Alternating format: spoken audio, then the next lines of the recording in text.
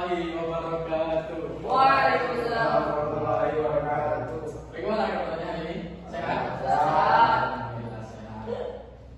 Oke, sebelum kita mulai pembelajaran, lebih baik kita absen dulu ya. Ini ada yang tidak hadir hari ini? Hah? Berapa orang yang tidak hadir hari ini? Silakan. 4 orang. Kemana 4 orang itu? Siapa saja? Andi, selanjutnya Iqbal, kemudian kemana ya? Sama sakit. Oke. Waalaikumsalam. Ini kenapa terlambat ini? Dari WC Ustaz. Ya bisa. Masuk dulu. Silakan dulu.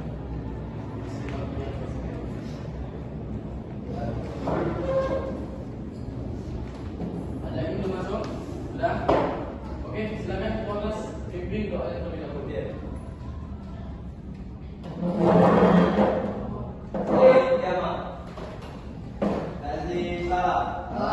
Assalamualaikum warahmatullahi wabarakatuh. Bismillahirrahmanirrahim. Raditu billahi rabba wa bil islami dina wa bil muhammadin nabiyya wa rasula. Rabbi zidna ilma warzuqna fahma.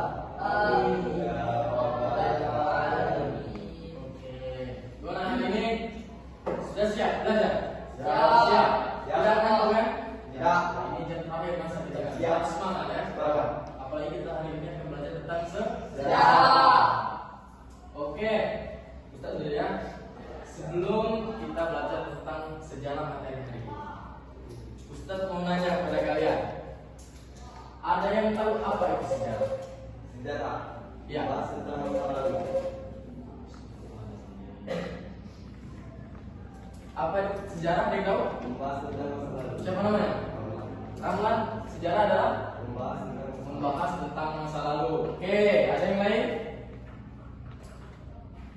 Berarti Membahas tentang pelajaran-pelajaran orang terdahulu. orang terdahulu. Oke, ada yang lain? Sudah? Itu saja. Ini dari mana ini? Ini dari mana? WC kan. Dari WC. Dah, masuk dulu. Pakai sendal dulu. Di sini. Oke, hari ini kita akan belajar tentang sejarah Daulah Mughal. Oke, langsung. Oke, tadi ada yang berbicara sejarah itu tentang mempelajari tentang masa lalu. Oke, baik sini. Sejarah itu menurut para ahli alam adalah definisi sejarah ilmu pengetahuan yang tersusun atas hasil penyelidikan peristiwa yang dapat dibuktikan dengan kenyataan. Jadi sejarah ini adalah pengetahuan yang sudah tersusun, yang mana sudah diselidiki oleh orang-orang, yang mana itu nyata, ada bentuknya, ada sejarah dan lain sebagainya, itu disebut dengan sejarah. Langsung kita masuk ke materi kita hari ini tentang sejarah Daulah Mughal. Oke. Sejarah berdirinya Daulah Mughal. Yang pertama, Daulah Mughal ini berdiri pada tahun 1526 Masehi di India oleh Zahiruddin Babur. Nah, kemudian Babur ini beliau merupakan keturunan dari timurnya, dari pihak ayah, dan Genghis Khan dari pihak ibu. Nah, berdirinya Daulah Mughal ini ditandai dengan kemajuan Babur atas kemenangan Babur atas Sultan Ibrahim Lodi dalam pertempuran Panipat I. Dan Babur ini berhasil mendirikan kerajaan Islam yang kuat di India dengan pusat pemerintahan di Delhi dan Agra. Nah, Nah, tadi itu adalah sejarah berdirinya Daulah Mughal. Jadi, sebelum berdirinya Daulah Mughal ini, India ini sebelumnya dikuasai oleh Kesultanan Delhi yang mulai melemah karena perebutan kekuasaan di dalam pemerintahan dan pemerintahan yang tidak stabil. Nah, kemudian kondisi ini membuat wilayah India mulai diserang dari luar dengan kelemahannya dari pemerintahan-pemerintahan yang dipimpin oleh Kesultanan Delhi ini. Nah, sementara itu di Asia Tenggara yang tadi Zahiruddin Babur ini, beliau kehilangan kekuasaannya di tempat kelahirannya. Jadi Sultan Babur atau Zahiruddin Babur ini di tempat kelahirannya dia sudah kehilangan kekuasaan. Nah, dengan dia mengetahui di daerah Kesultanan Delhi ini sedang melemah, nah Sultan Zahiruddin ini memanfaatkan kesempatan itu untuk menguasai dan merebut wilayah untuk memperluas kekuasaan dan membangun kerajaan yang lebih kuat. Nah, melihat kelemahan Sultan Delhi ini, Babur memanfaatkan kesempatan itu. Ia memimpin pasukannya menyeberangi pegunungan Hindu dan memasuki India pada tahun 1526 Masehi. Nah, Babur ini berhasil mengalahkan Sultan Babur dalam pertempuran Panipat I, dan dari kemenangan itulah lahir Daulah Mughal. Jadi sejarah berdirinya Daulah Mughal itu tadi, Sultan Zahiruddin ini dia sudah kehilangan kekuasaan di tempat lahirnya. Nah, dia telah mengetahui bahwasanya India ini dikuasai oleh Kesultanan Delhi. Nah, pada saat itu lemah dalam pemerintahannya. Jadi Sultan Zahiruddin ini memanfaatkan kesempatan itu untuk mengambil kekuasaannya, untuk memperluas kekuasaan dan membangun kerajaan yang lebih kuat. Nah, kemudian tadi sudah kita jelaskan sejarah perkembangannya, sejarah berdirinya. Sekarang perkembangan pemerintahan Daulah Mughal. Setelah berdirinya pada tahun 1526 oleh Zahiruddin Babur, Daulah Mughal mengalami masa perkembangan pesat. Apa saja? Satu, di bidang politik, ekonomi, kebudayaan, terutama pada masa para penerus Babur. Yang pertama, pada masa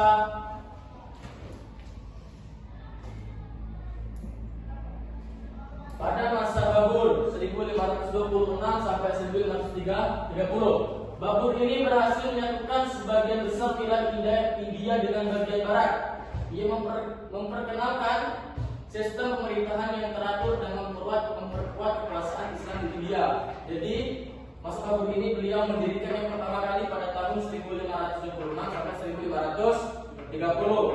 Kemudian dilanjutkan oleh masa Humayun. Beliau ini merupakan putra dari Babur. Humayun ini sempat kehilangan kekuasaan karena serangan dari Sher Suri, namun kemudian berhasil merebut kembali takhta menjelang akhir hidupnya. Akan tetapi pada masa Humayun ini pemerintahan belum stabil, tetapi ini bisa menjadi penghubung antara masa Babur dan masa kejayaan Mughal yang akan datang. Jadi ketika dipimpin oleh anaknya Babur ini, sempat kehilangan kekuasaan dari serangan Sher Suri, akan tetapi bisa diambil kembali kekuasaannya. Nah, kemudian selanjutnya masa Akbar. Setelah masa Humayun, masa Akbar ini masa kejayaan besar Daulah Mughal. Akbar memperluas wilayah kekuasaan hampir seluruh India. Jadi pada masa Akbar ini masa yang sangat-sangat jaya. Akbar ini memperluas wilayah kekuasaannya hampir seluruh di India. Ia menerapkan toleransi beragama dan sistem pemerintahan yang efisien, termasuk sistem mansabdari, yaitu pangkat dan gaji para pejabat. Jadi pada masa Akbar ini merupakan masa yang sangat jaya lah pada masa Daulah Mughal ini. Kebudayaan dan seni berkembang dengan pesat. Jadi pada masa Akbar ini sangat jaya dari seperti memperluas wilayah, mereka menerapkan toleransi beragama, terus memberikan pangkat dan gaji bagi para pejabat, dan kebudayaan dan seni berkembang dengan besar. Oke, sebelum Ustadz sambung materi, tolong kalian perhatikan baik-baik, nanti di akhir kalian ada kuis. Ya. Kuis ini yang bisa menjawab dapat snack. Bukan snack ular ya, akan tapi ciki-ciki untuk kalian. Ya, oke. Perhatikan. Ada beberapa pertanyaan. Siap. Selanjutnya yang keempat adalah masa Jahangir.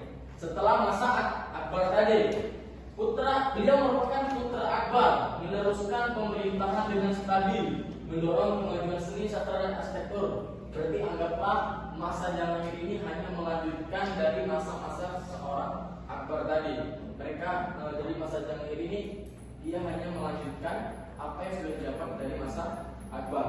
Setelah masa Jahangir ini, masa Sanjahan, yang dimana masa puncak kejayaan budaya dan arsitektur, membangun Taj Mahal, Masjid Jama' Delhi dan Istana Megah di Agra serta Delhi. Ekonomi makmur dan perdagangan berkembang. Nah, yang terakhir masa Aurangzeb, wilayah Mughal mencapai luas terbesar.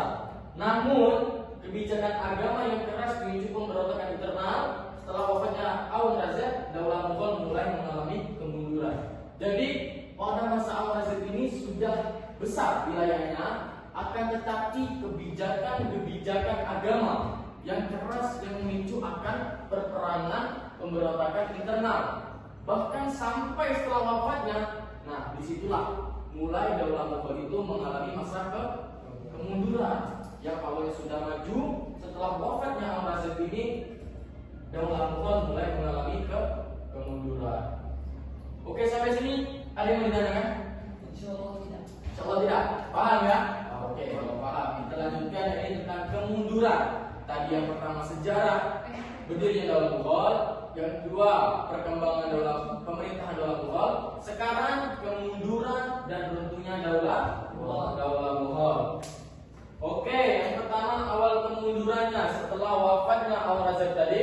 Yang pertama, setelah Aurangzeb wafat, daulah Mughal mengalami masa transisi yang sulit. Tidak ada lagi pemimpin yang sekuat dan sebijak dirinya. Para penerusnya saling berebut kekuasaan, menimbulkan perang saudara dan instabilitas politik. Jadi awal mula kemunduran dan runtuhnya daulah Mughal ini yang pertama, yakni setelah wafatnya Aurangzeb tadi. Setelah Aurangzeb ini wafat, daulah Mughal mengalami masa transisi yang sulit.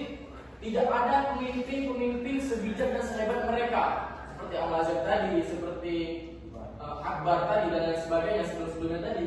Nah, setelah wafatnya Aurangzeb ini tidak ada pemimpin yang sekuat dan sebijak mereka, sehingga para penerusnya ini saling berebut kekuasaan. Yang tadinya daulah Mughal sudah luas ya. Nah, setelah wafatnya Aurangzeb ini, mereka ingin merebut kekuasaan tersebut sehingga menimbulkan perang saudara dan instabilitas politik.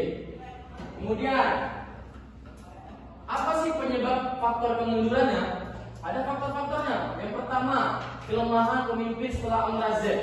Nah, setelah Aurangzeb tadi wafatkan, ada pemimpin setelahnya. Akan tetapi penerusnya sangat lemah. Lebih sibuk mereka dengan kemewahan istana daripada mengurus pemerintahan. Jadi istana ataupun wilayah-wilayah yang sudah didapatkan oleh pemimpin-pemimpin sebelumnya tadi, seperti dari Aurangzeb sampai ke atas, sampai Akbar dan lain sebagainya, itu kan sudah jaya. Nah, setelah Aurangzeb ini wafat, raja-raja penerusnya ini lemah. Mereka hanya menikmati apa yang sudah didapat oleh pemimpin-pemimpin beliau sebelumnya. Jadi mereka menikmati kemewahan istana, poya-poya dan lain sebagainya. Jadi itulah faktor yang menyebabkan daulah Mughal ini runtuh atau kemunduran. Kemudian perebutan takhta dan konflik, pertikaian antara putra-putra kerajaan menyebabkan lemahnya otoritas pusat dan terbukanya peluang bagi pemberontakan daerah. Jadi para putra-putra kerajaan ini perang ingin merebutkan kekuasaan-kekuasaan mereka yang dapat mereka nikmati. Nah, kemudian faktor selanjutnya itu korupsi dan kemerosotan ekonomi. Jadi pada masa setelah Aurangzeb wafat, pemimpin-pemimpinnya itu mengenai pajak dibuat tinggi, pengelolaan keuangan yang buruk dan biaya perang besar menguras kas kerajaan. Kemudian keempat, pemberontakan daerah etnis, serangan asing. Nah, jadi hal inilah yang membuat Daulah Mughal ini mengalami masa kemunduran. Seperti yang pertama, korupsi, pajak tinggi dan lain sebagainya. Terus pemberontakan daerah, seperti yang tadi. Biaya peperangan besar menguras kas kerajaan. Itu kita samakan dengan nomor 5, serangan asing. Delhi diserang dan dijarah oleh Nadir Islam dari Persia. Serangan ini menandai kehancuran di bawah Daulah Mughal. Keempat, bangsa Maratase dan bangsa-bangsa kecil India bangkit menantang kekuasaan Mughal yang semena-mena. Jadi uang-uang yang mereka dapat selama ini mereka gunakan untuk perang.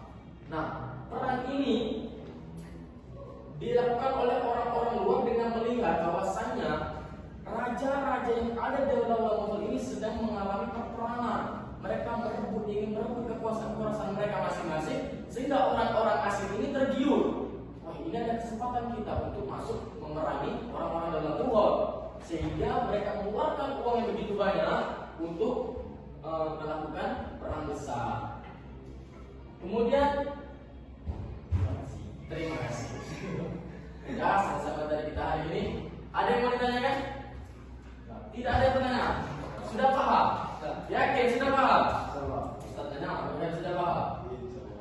Oke.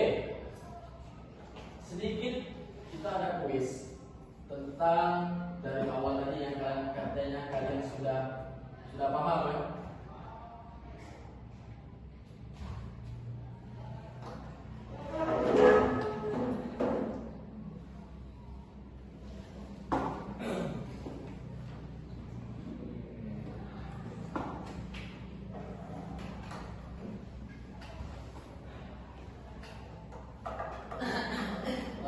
Siapa yang cepat dia yang dapat. Oke? Ada yang ambil.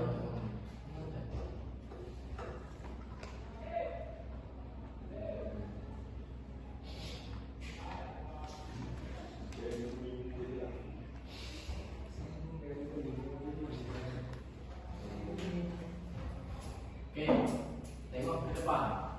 Nah, ada ciki-ciki untuk kamu makan. Oke? Oke. Nomor 1. Siapa yang bisa angkat tangan? Siapakah pendiri Daulah Mughal di India? Nah, siapa? Jainuddin Babur. Jainuddin. Kita cek ya. Kita cek. Yakin? Yakin Jainuddin Babur? Yakinnya? Yakin. Oke, kita cek 1, 2, 3.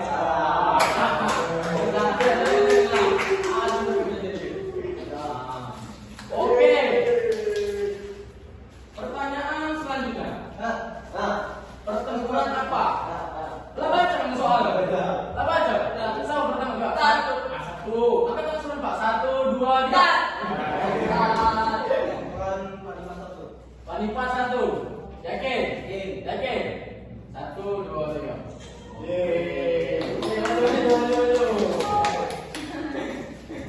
Selanjutnya, pada masa siapa Daulah Mughal mencapai puncak kejayaan?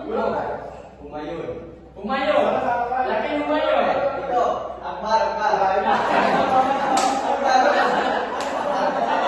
Humayun atau Akbar? Yakin? Yakin? Kamu? Akbar. Kedua, oke ya. Akbar coba ya. 1, 2, 3.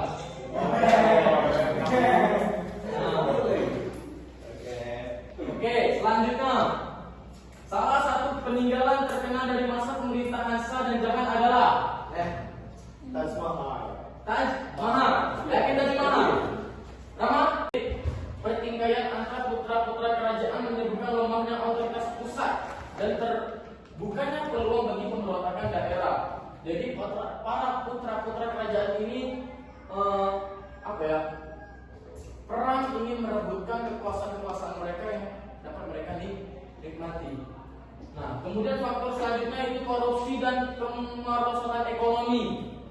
Jadi pada masa setelah Aurangzeb wafat, pemimpin-pemimpinnya itu menaik pajak dibuat tinggi, pengelolaan keuangan yang buruk dan biaya perang besar menguras kas kerajaan.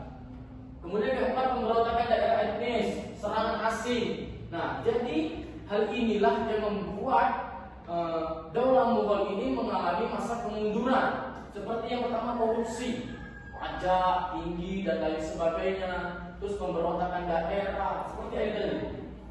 Biaya peperangan besar menguras kas kerajaan. Itu kita samakan dengan nomor 5, serangan asing. Delhi diserang dan dijarah oleh Nadir Shah dari Persia. Serangan ini menandai kehancuran di bawah Daulah Mughal.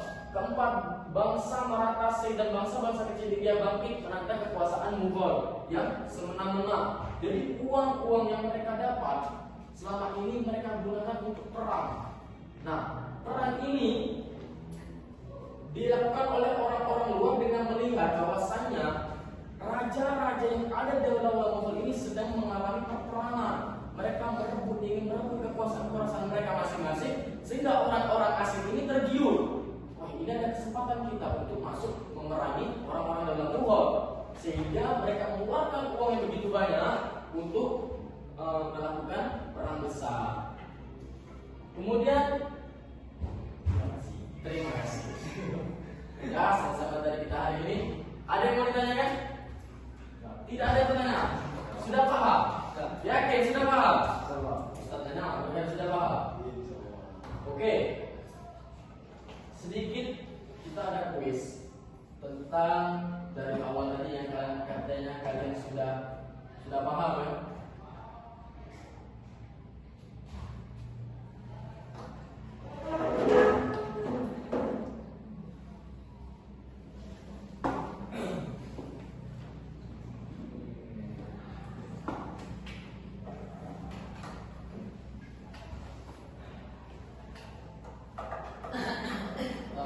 Siapa yang cepat dia yang dapat. Oke? Ada yang ambil?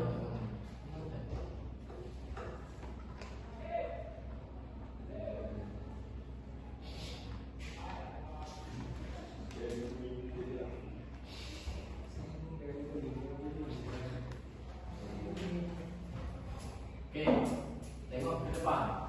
Nah, ada ciki-ciki untuk kamu makan. Oke? Oke. Nomor 1. Siapa yang bisa angkat tangan? Siapakah pendiri Daulah Mughal di India? Nah, siapa? Jainuddin Babur. Jainuddin Babur. Kita cek ya. Kita cek. Yakin? Yakin Jainuddin Babur? Yakinnya? Yakin. Oke, kita cek 1, 2, 3.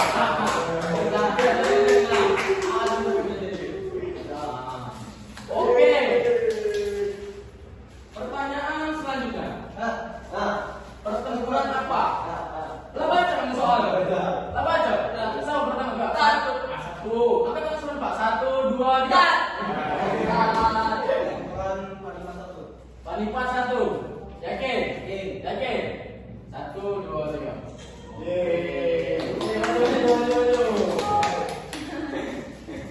Selanjutnya, pada masa siapa Daulah Mughal mencapai puncak kejayaan? Humayun. Yakin Humayun?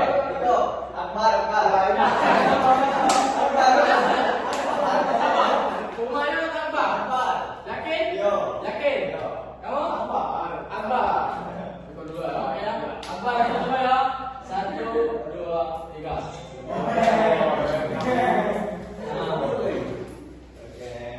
Oke, selanjutnya. Salah satu peninggalan terkenal dari masa pemerintahan Shah dan Jahan adalah Taj Mahal. Taj Mahal. Yakin Taj Mahal? Rama? Evan? Taj Mahal. Kita tengok yang nanti ya.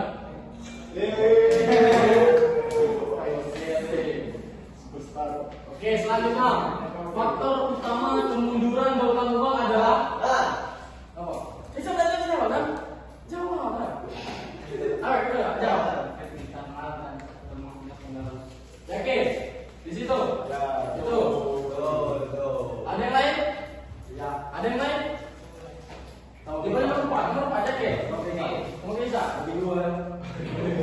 Oke, benar. Oke, pertanyaan nomor 6. Siapa raja Daulah Mughal yang dikenal sangat toleran terhadap umat beragama lain? Babur. Oke, Babur. Ada yang lain? Aurangzeb. Hah? Aurangzeb. Aurangzeb. Akbar. Akbar. Oke, berarti Babur, Aurangzeb dan Akbar. Kita cek. Kita cek Akbar. Oke, sampai Akbar tadi. Akbar. Kita tengok sama kita tengok jawabannya siapa yang benar. Oke.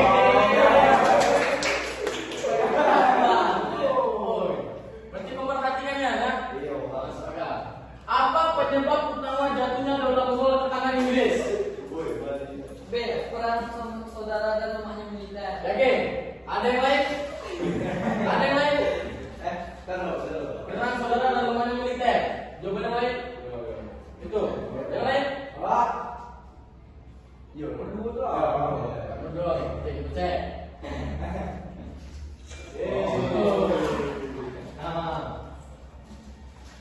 Oke, pada masa pemerintahan siapa Daulah Mongolia mencapai puncak kekuasaan Indonesia kedua? Hah? Aurangzeb. Aurangzeb.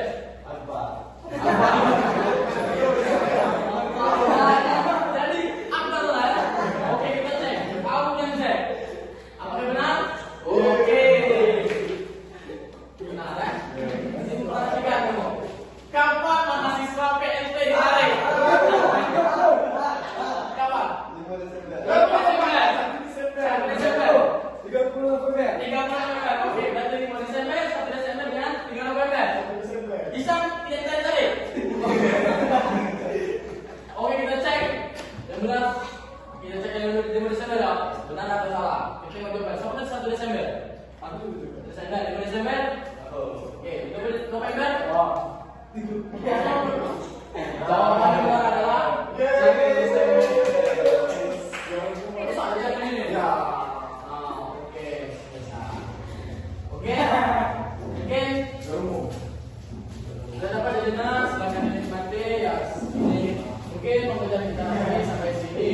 Semoga dapat bermanfaat bagi kita semua. Dan ayo tetap semangat belajar tentang sejarah.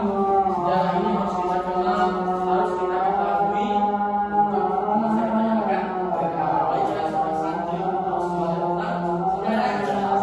Oke, ada pertanyaan? Oke, mungkin pembelajaran kita hari ini sampai di sini. Sebelum kita tutup, silakan doa